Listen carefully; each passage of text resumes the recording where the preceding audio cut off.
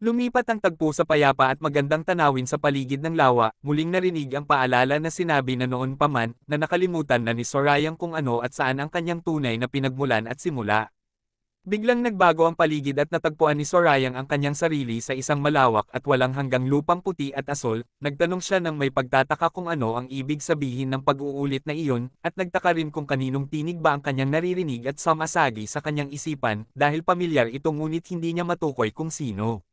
Habang nakatayo sa gitna ng walang hanggang kalawakan, napansin niya ang kanyang sarili at nagtanong kung ito ba ay ang kanyang pangunahing sentro ng lakas at pinagmumulan ng enerhiya. Sa malayo, nakita niya ang anino at anyo ng Panginoong Demonyo na nakatayo. Ipinaliwanag nito na ang nangyari ay kahawig ng isang bihasang mandirigma na nakalimutan na kung paano hawakan ng tama at maayos ang sarili nitong espada at sandata.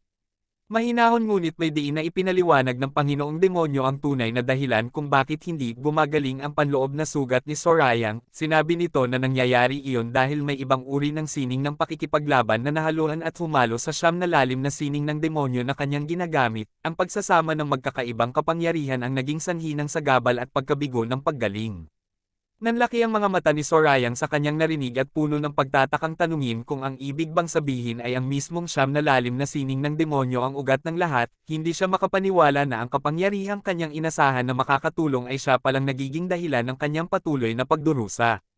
Sa kanyang isipan, ipinaliwanag ng Panginoong Demonyo ang pagkakaiba ng mga kapangyarihan. Ipinakita niya na ang labis na banal na sining ay nakatuon at gumagana sa pamamagitan ng itaas na sentro ng lakas, na siyang pinagmumulan ng liwanag at banal na kapangyarihan. Sa kabilang banda, ang labis na sining ng demonyo ay nakatuon sa pagbubukas at paggamit ng gitnang sentro ng lakas. Mas pinaliwanag pa na ang gitnang sentro ng lakas ang siyang kumokontrol at naglalaman ng 5 pagnanasa at 7 damdamin ng tao: kagalakan, galit, kalungkutan, takot, pag-ibig, puot, at pagnanasa.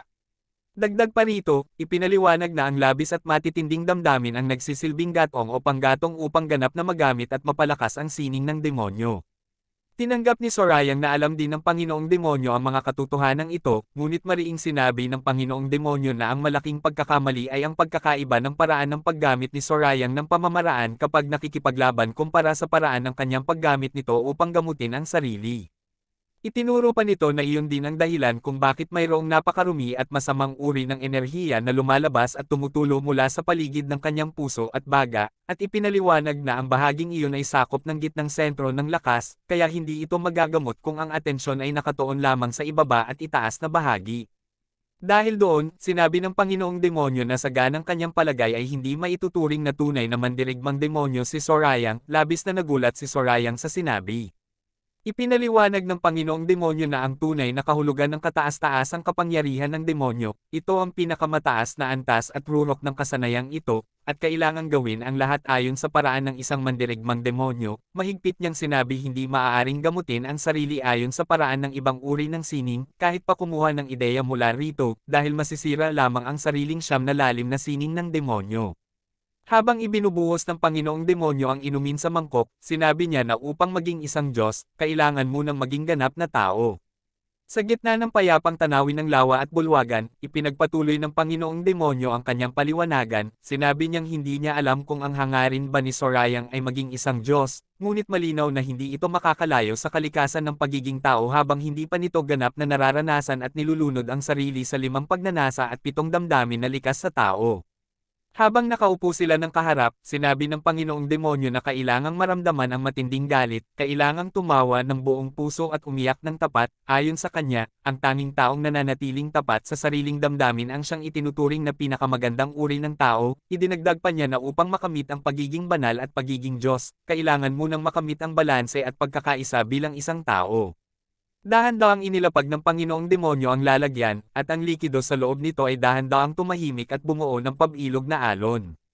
Napahawak si Sorayang sa kanyang baba at napaisip ng malalim, habang ang kanyang mukha ay napuno ng pagtataka. Sa kanyang isipan, tinanong niya ang sarili kung bakit ang mga katuroang ibinibigay ni Lee Cheonsang ay tila pamilyar at halos kapareho ng mga aral na makikita sa mga lehitimong paaralan ng pakikipaglaban.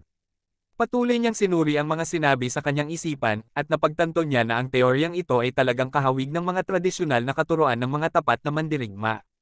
Habang nakapikit ang mga mata ng Panginoong Demonyo at tila nagmumuni-muni, napagtanto ni Sorayang na marahil ang taong kaharap niya ay talagang nakarating sa pinakamataas na antas ng pag-unawa at pagkakaisa ng lahat ng bagay. Bahagyang yumuko si Sorayang at inamin na ipinakita niya ang kanyang kahinaan at nakalulungkot na bahagi ng kanyang sarili, nangako siya na mula sa sandaling iyon ay magiging iba na ang kanyang ikikilos at gagawin. Ngunit agad na sumagot ang Panginoong Demonyo ng may diin, at sinabing kailangang malaman ni Sorayang na hindi siya kailanman tumanggap at nagkaroon ng alagad na nakagawa ng parehong pagkakamali ng higit sa isang beses. Sa kabilang banda, sa isipan ni Sorayang ay nasabi niyang halos mahawakan na niya ang kalooban, ngunit tila palaging may sinasabi itong nakakasira ng kanyang nararamdamang pagiging malapit. Inabot ng Panginoong Demonyo ang kanyang mangkok at inutusan siyang inumin na ito ng buo at walang matitira. Sinabi ni Sorayang na ang kapangyarihan ng tahanan ng mga hayop ay higit pa sa kanyang lakas, inamin niya na tiyak na siya ay natalo kung hindi niya nagamit ang kanyang mga estratehiya at pakikibaka sa isipan upang mapagtagumpayan ang laban. Seryosong sumagot ang Panginoong Demonyo at ipinaliwanag na ang mga punong guro ng panlabas na pader ay kasing lakas at kasing antas ng dakilang siyam na nakatatandang demonyo. Idinagdag pa niya na naging posible lamang ang kanyang pagkapanalo dahil sa pagkakaiba ng kanilang kasanayan sa pakikipaglaban, at kung natutunan lamang ng kanyang kalaban ang sining ng demonyo, ay tiyak na mas magiging mahirap at mabigat ang kanyang pinagdaanan. Matapos ang kanilang pag-uusap, dahan-dahang ibinaba ng Panginoong Demonyo ang kanyang mangkok sa ibabaw ng mesa. Bumaling sa kanya ang Panginoong Demonyo at sinabing nais niyang marinig mismo mula sa bibig ni Sorayang ang buong pangyayari at mga detalye ng nangyari sa Nanman. Lumipat ang tagpo sa labas, sa ilalim ng mga punong nalalaglag ang mga dahon na tila sumasayaw sa hangin. Pagkatapos ng kanyang pagkukwento, sinabi ni Sorayang na iyon ang kabuuan ng nangyari, habang ang paligid ay nananatiling payapa at tahimik, na parang nakikinig din sa kanyang mga salita. Habang sila ay naglalakad sa luntiang damuhan, biglang nagtanong si Sorayang kung hindi ba nakapagtataka ang kanyang nakita. Sumagot naman ang Panginoong Demonyo ng may pagtataka at tinanong kung ano ang kanyang tinutukoy.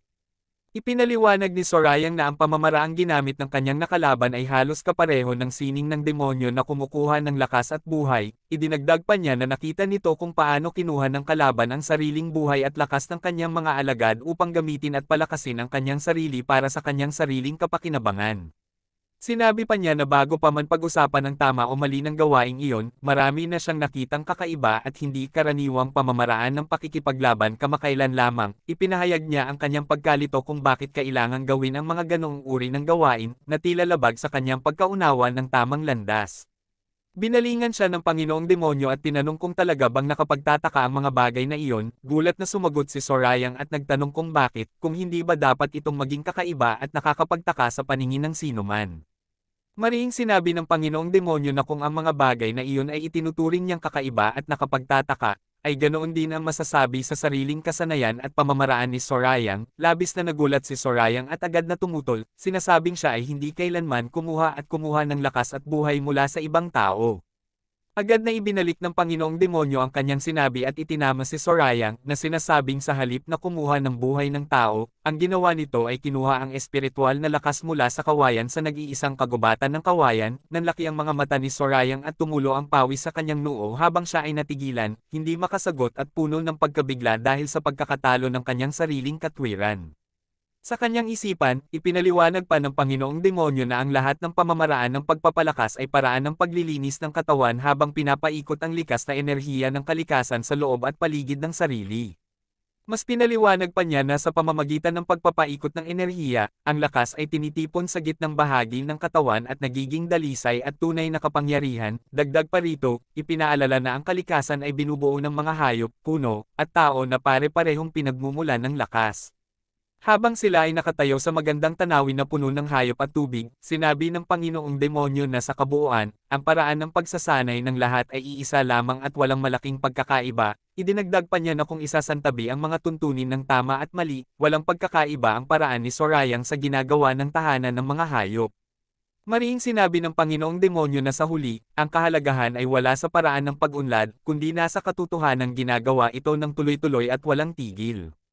Sa kanyang isipan, kinilala ni Sorayang na ang taong kaharap niya ay tunay na may mas malalim na pagkaunawa kaysa sa sinumang nakilala niya. Napagtanto niya na marahil ang kakaibang talinong ito ang dahilan kung bakit narating ng Panginoong Demonyo ang kanyang kasalukuyang antas ng kapangyarihan at karunungan.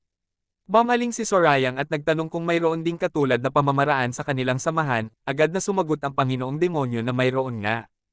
Ngunit idinagdag pa ng Panginoong Demonyo na ang nasabing pamamaraan ay nasa aklatan lamang at walang sino man ang sumubok at nag-aral nito. Nagtatakang nagtanong si Sorayang kung bakit gayon, at sumagot ang Panginoong Demonyo na dahil sinigurado niyang mangyayari iyon at sinadya niyang huwag itong ipagamit. Ipinaliwanag pa niya na ang pagkuha ng dalisay na lakas ay hindi pamamaraang bagay at angkop pagsamahin sa sining ng demonyo.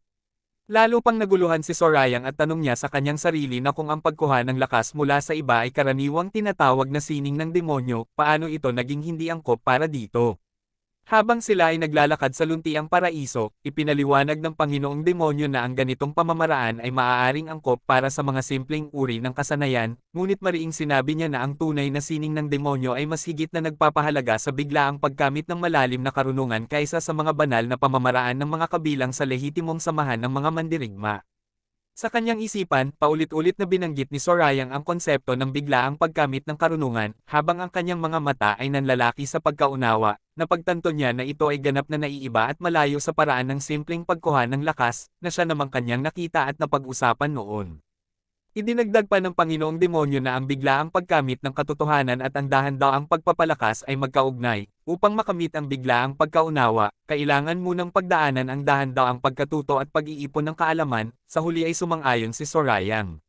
Sa isang masidhing pagpapaliwanagan, ang sining ng demonyo ay binabaluktot ang gitnang sentro ng lakas upang harapin at gamitin ang likas na pagnanasa ng tao. Sinabing kung susuriin ng mabuti, wala nang iba pang bagay na kasing kahalaga ng sariling pag-unlad na nakaugat sa pagnanasa. Bumalik sila sa kanilang pag-uusap at sinabi ng Panginoong Demonyo na tiyak na umalis na ang tagapagmana ng tahanan ng yelo. Sumagot si Sorayang na oo, at sinabi ng taong iyon na muli silang magkikita sa malapit na panahon. Binalingan siya ng Panginoong Demonyo at nagtanong tungkol sa kanilang kasunduan sa samahang Hao. Sinabi nito na alam niyang ginamit ni Sorayang ang tulong ng mga ito upang lumikha ng kaguluhan sa tahanan ng mga hayop. Sa isipan ni Sorayang, namangha siya dahil tila walang anumang mate at tagaw sa taong ito, at hindi siya makapaniwala na alam din nito ang bagay na iyon. Ipinaliwanag ni Sorayang na ang layunin ng samahang Hao ay ang sakupin ang pinuno ng Angkangtang. Nagkunwaring nagtatakang nagtanong ang Panginoong Demonyo tungkol sa samahang Hao. Itinanong ng Panginoong Demonyo kung ano ang kapalit ng tulong na iyon. Sumagot si Sorayang na ang kasunduan ay sabay nilang wawasakin ang makatarungang unyong banal, at sa pamamaraang iyon ay tutulungan din siya ng mga ito upang siya ang maging tagapagmana. Tumingin sa malayo ang Panginoong Demonyo at sinabing marami talagang kasama sa pangarap niyang give-in ang nasabing samahan at ang matibay na kuta ng dugo. Habang ang mga dahon ay dahan-daang nahuhulog mula sa mga puno sa kanilang paligid, biglang nagtanong ang Panginoong Demonyo kay Sorayang kung ano ang kanyang palagay tungkol sa bagay na kanilang pinag-uusapan. Nanlaki ang mga mata ni Sorayang at bahagyang natigilan habang hinihintay ang karugtong ng tanong. Malinaw sa kanyang mukha ang pagtataka habang ipinaliwanag ng Panginoong Demonyo na ang tinutukoy nito ay ang pagiging tagapagmana. Dahan-dahang binalingan ng Panginoong Demonyo si Sorayang, at sa isang seryosong tingin ay itinanong kung talaga bang nanag sa puso at kalooban nito ang pagnanais na maging kanyang kahalili. Tumayo ng tuwid ang Panginoong Demonyo habang inuulit ang tanong kung tunay ba na ito ang nais ni Sorayang. Sa kanyang isipan, naalala ni Sorayang na kailanman ay hindi pa nagkaroon ng pagkakataon na ang paksang ito ay ibanggit ng ganito kalinaw at diretsahan ng matanda. Hindi siya makasagot agad at nagsalita lamang ng yutel, habang ang kanyang mukha ay nagpapakita ng pagkalito at pagkabigla sa biglaang pagbabago ng usapan. Pagkaraan ng ilang sandali ng katahimikan, tumayo ng tuwid si Sorayang at buong katapatan niyang sinabi na hindi niya ninais na maging tagapagmana. Sa halip na magtaka, kalmado lamang na sumagot ang Panginoong Demonyo na ganoon ba nga ang kanyang pasya. Ngunit agad ding idinagdag ni Sorayang na bagaman hindi iyon ang kanyang hangarin, siya ay susubukan pa rin niyang gawin ang nararapat.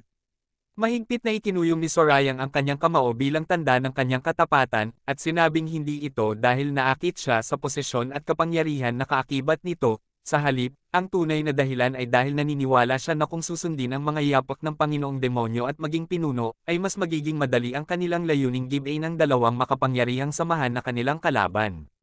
Buong diin na inulit ni Sorayang na iyon ang dahilan kung bakit siya susubukan.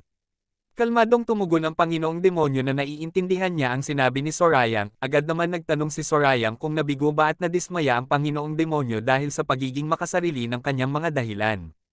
Sinagot siya ng Panginoong Demonyo ng may pagkaunawa, sinasabing anuman ang maging dahilan ng isang tao, hanggat mayroon itong layunin na nais makamit, kailangan at nararapat lamang na gawin ang lahat upang ito ay maganap. Idinagdag pa niya na kung iyon nga ang nais ni Sorayang, mayroon lamang siyang isang alok para dito. Gulat na nagtanong si Sorayang tungkol sa kung anong uri ng alok iyon, habang nanlalaki ang kanyang mga mata sa pagtataka. Sa gitna ng payapang tanawin ng lawa at mga puno, ibinalita ng Panginoong Demonyo na sa taong ito ay hindi na magkakaroon ng kapistahan ng mara tulad ng nakagawian. Sa halip, ang magaganap ay ang formal na pagpapahayag kung sino ang itinalagang maging kahalili. Mariing sinabi ng Panginoong Demonyo na kailangang tapusin at ayusin ang lahat bago pa man dumating ang nasabing kapistahan. Idinagdag pa niya na kung tunay ngang nais ni Sorayang na maging kanyang kahalili at ang dakilang guro ng mga demonyo na maghahawak sa hukbo ng 100,000 mandirigma, ay kailangan niyang patunayan ang sarili. Itinuro pa niya na kailangan ding maging tapat ang hangarin na gibain ang makatarungang unyong banal at ang matibay na kuta ng dugo. Nanlaki ang mga mata ni Sorayang at tumulo ang pawis sa kanyang noo habang naririnig ang mga salitang iyon. Sinabi ng Panginoong Demonyo na ipinaalam na niya ang lahat ng bagay na ito sa iba pang mga alagad.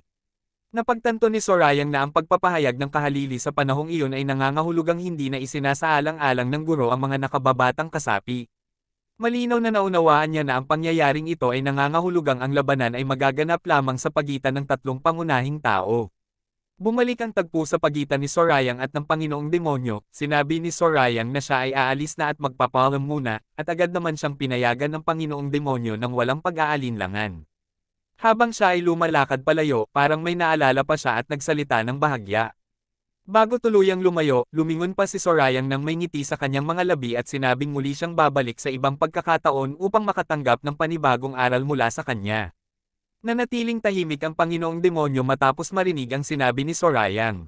Umiihip ng banayad ang hangin, na dahilan upang umindayog ang matatangkad na damo sa pampang ng ilog. Habang nakatayo roon ng mag-isa, sa kanyang isipan ay inamin niya na hindi alam ni Sorayang na dahan-dahan lamang siya nito tinatreto at hindi ibinubuhos ang buong lakas dahil sa natamong panloob na sugat ni Sorayang noon. Tinitigil niya ang kanyang refleksyon sa tubig habang iniisip ito. Idinagdag pa niya sa kanyang sarili na bagaman ang pag-unlad ni Sorayang sa pamamaraan ng paghakbang ay hindi kasing bilis ng inaasahan at ninanais niya, nararapat sana siyang pagsabihan ng mahigpit dahil doon, ngunit dahil din sa pag-aalala sa kalagayan nito ay hindi niya iyon nagawa, bagaman may bahagi pa rin siya ng pag-aalala kung sapat ba ang naging pagtulong niya. Sa kanyang isipan, nagtanong siya kung babalik nga ba talaga si Sorayang para sa panibagong aral.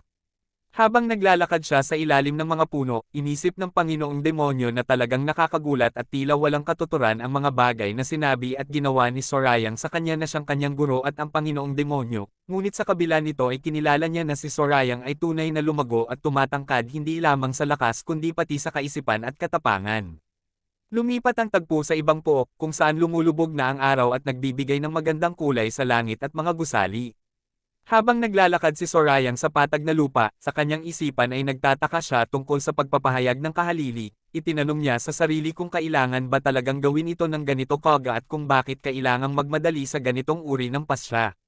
Sa kanyang masusing pagsusuri, napagtanto niya na kung mayroon man talagang dahilan ang lahat ng ito, hindi ito galing lamang sa loob ng kanilang samahan. Sa halip ay hinala niya na marahil ay may malaking pangyayaring nagaganap at malapit ng maganap sa gitnang lupain na naging dahilan ng lahat ng ito. Habang patuloy na pinag-iisipan ang bagay na iyon, napagtanto ni Sorayang na maaari ring simpleng pagbabago lamang ng kalooban ang dahilan. Alam niyang si Lee Cheon-sang ay isang taong hindi mahuhulaan ang gagawin, kaya kahit ano ay maaaring mangyari. Sa kabila ng lahat ng hinala at katanungan, dumating siya sa isang pasya, anuman ang tunay na dahilan, naintindihan niyang nais ng mga nakatataas na seryosohin na niya ang lahat. Bigla siyang huminto sa paglalakad at malakas na tinawag ang sinumang nagtatago na lumabas na dahil alam na niya ang presensya nito. Mula sa isang sulok ng bakuran, dahan-dahang lumabas ang isang lalaki. Isang matalas na tingin ang ibinigay ni Sorayang sa lalaki habang ito ay lumalapit.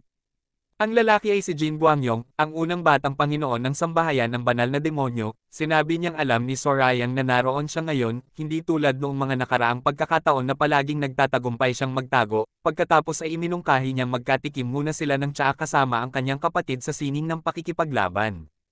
Lumipat ang tagpo sa magandang tanawin ng langit habang papalubog na ang araw, na ang mga kulay ay nagbabago mula sa gininto ang liwanag patungo sa kulay rosas at lila. Nagtuloy sila sa pag-uusap sa gitna ng bakuran, sinabi ni Guangyong na narinig niyang kakarating lamang ni Sorayang mula sa Yunnan, pagkatapos ay inanyayahan niya itong muli na makipagtsaa sa kanya kung mayroon itong oras. Tinanggap ni Sorayang ang paanyaya na sinasabing hindi naman ito mahirap gawin, ngunit inamin din niyang tila biglaan ang ganitong pakiusap. Sumagot si Guangyong na maaaring biglaan ito para kay Sorayang, ngunit para sa kanya ay matagal na niyang nais na makausap ito mula pa noong lumabas siya sa kanyang pag-iisa at pagsasanay. Bilang sagot, pumayag si Sorayang ngunit sinabing mayroon din siyang hihilinging pabor mula sa kanya. Dahan-dahang inayos ni Sorayang ang kanyang damit habang nagsasalita ng may ngiti sa kanyang labi, sinabi niyang mabuti kung ituturing ito ni Guangyong bilang kabayaran sa kanilang pagtitimpla ng tsaa. Nagtaka naman si Guangyong at agad na nagtanong kung ano ba ang hinihiling niyang pabor. Biglang nagbago ang tindig ni Sorayang, itinaas niya ang kanyang mga kamay sa posisyong panglaban, ang kanyang mga mata ay naging matalas at puno ng kumpiyansa, malakas at tiyak ang kanyang sinabi, na ang hiling niya ay makipaglaban ito sa kanya. Sa loob ng isip ni Guangyong, labis siyang nagtaka at naguluhan, iniisip niya kung bakit dito mismo, sa ganitong lugar, at ano kaya ang tumatakbo sa isip ni Sorayang upang magkaroon ng ganitong kakaibang kahilingan. Tinawag ni Guangyong ang pansin nito at muling nagtanong kung nais ba talaga niyang magkaroon ng laban dito mismo sa kinalalagyan nila, walang pag-aalinlangang sumagot si Sorayang na oo, at bakit hindi naman daw, sinubukan pa ni Guangyong na suwayan ito sa pagsasabing may ibang paraan pa upang bayaran ang iniaalok na tsaa.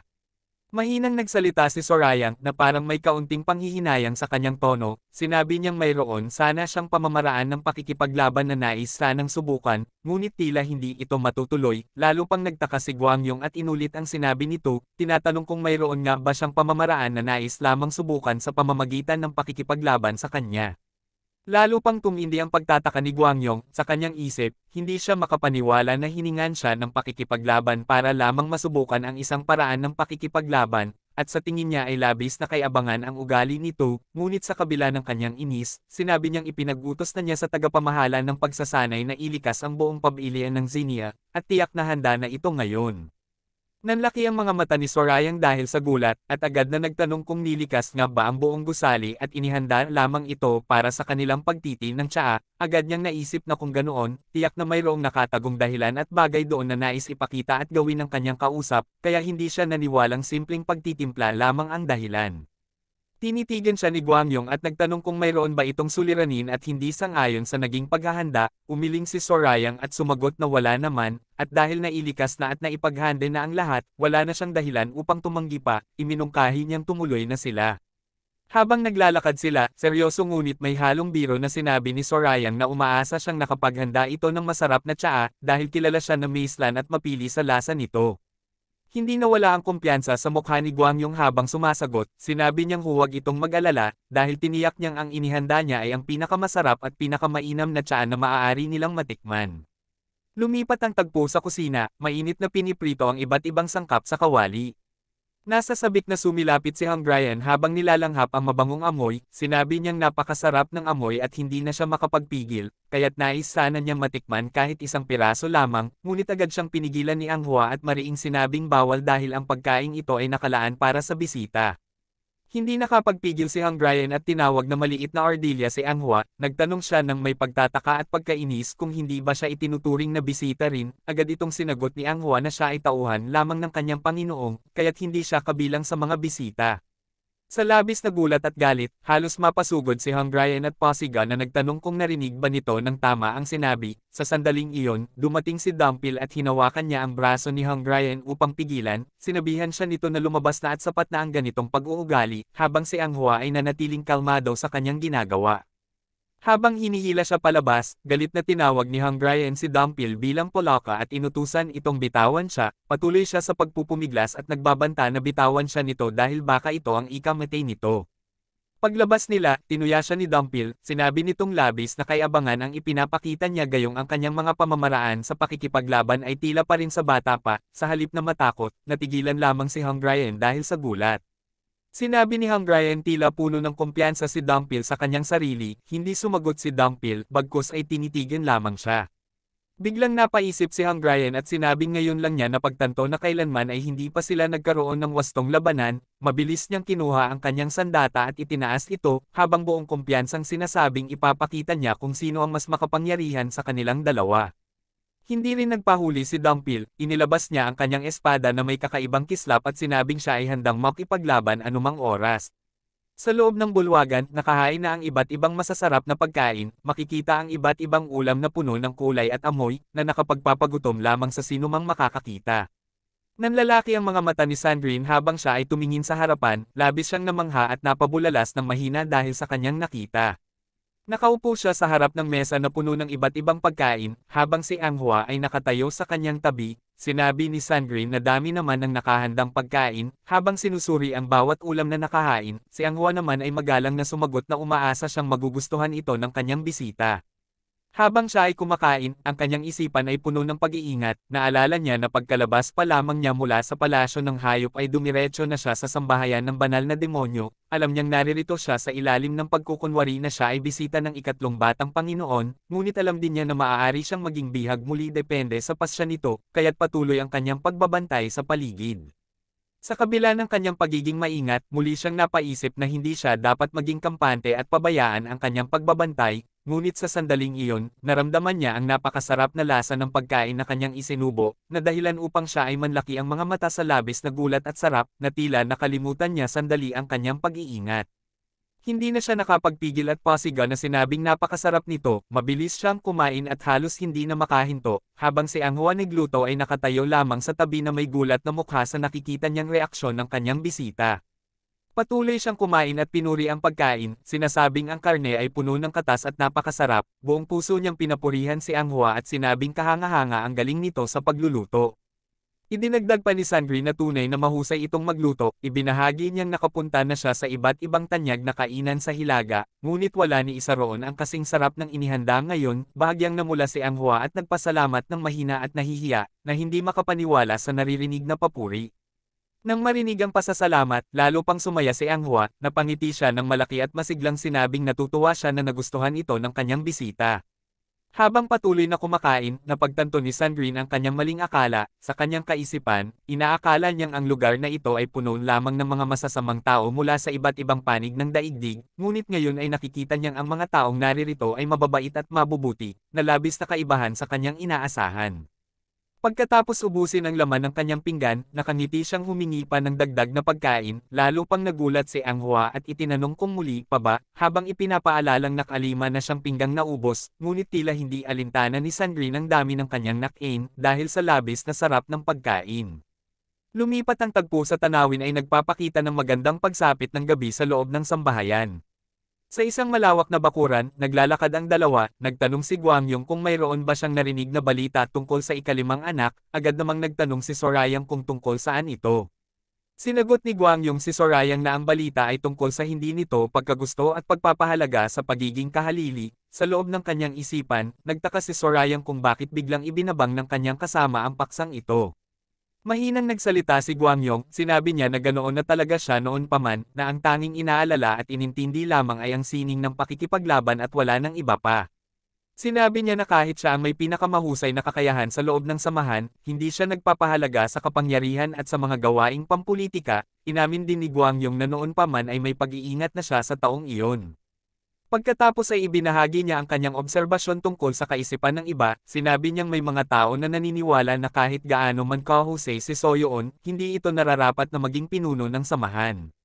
Mabilis na tumingin si Sorayang kay Guangyong, habang sinabi ni Guangyong na ang ganitong kaisipan ay walang katuturan at katawa-tawa.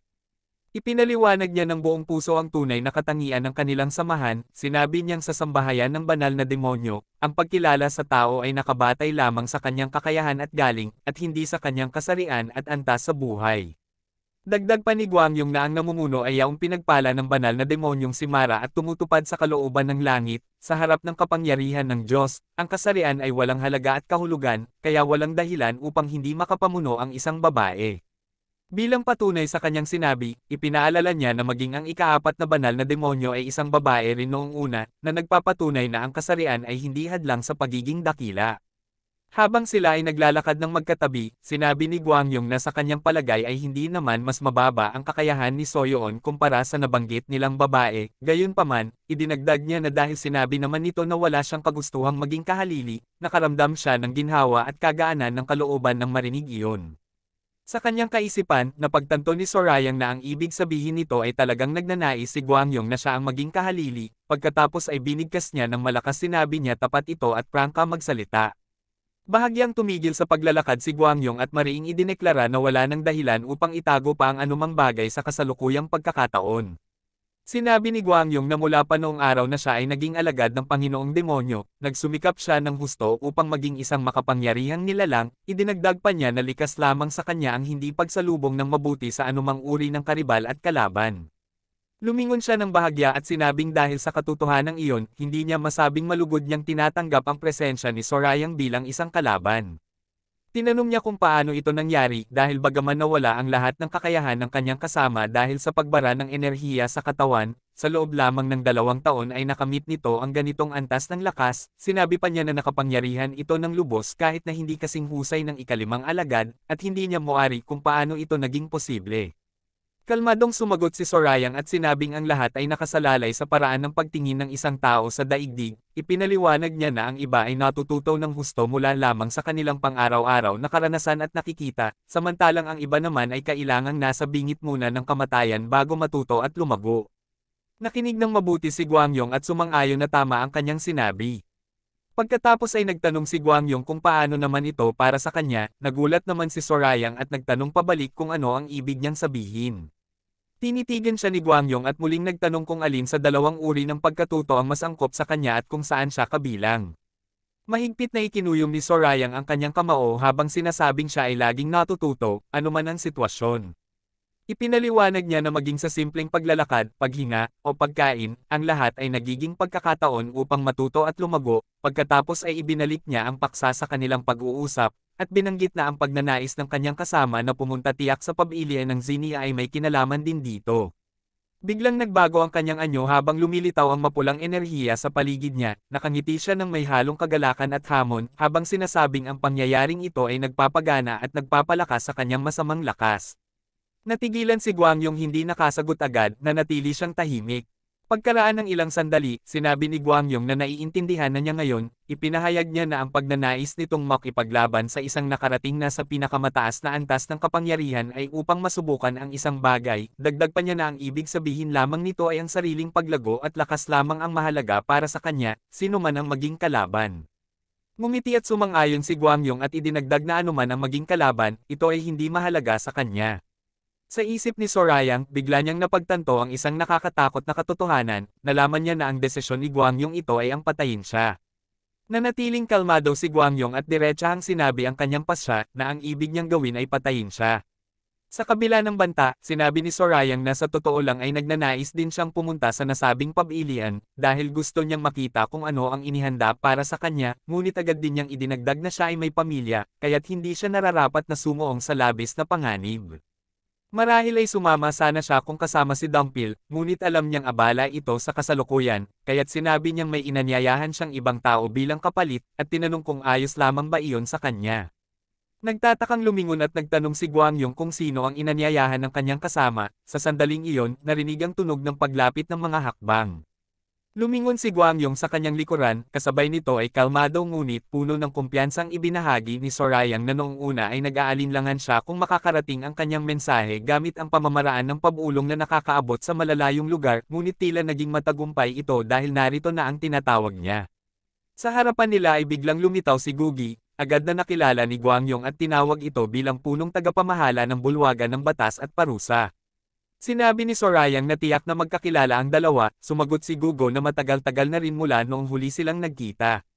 Seryosong hinarap ni Guangyong ang bagong dating, sinabi nito na dumating agad siya dahil lamang sa pagtawag ng ikatlong batang Panginoon, at sa tingin niya ay hindi nararapat itong gawin ng isang namumuno sa samahang dapat ay nananatiling walang kinikilingan.